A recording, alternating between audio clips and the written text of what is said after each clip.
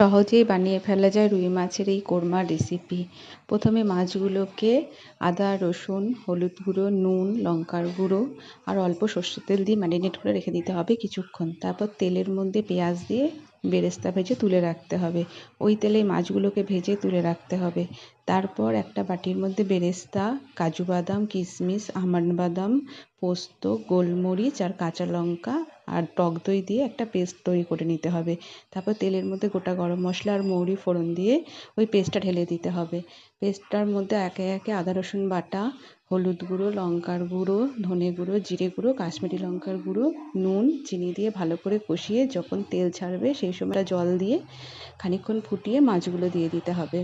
তারপরে ঢাকা খুলে ওপর থেকে কাঁচা লঙ্কা, গরম মশলা গুঁড়ো আর অল্প কেওড়ার জল ছড়িয়ে ঢাকা দিয়ে রাখলেই তৈরি হয়ে যাবে এই কোরমার রেসিপি।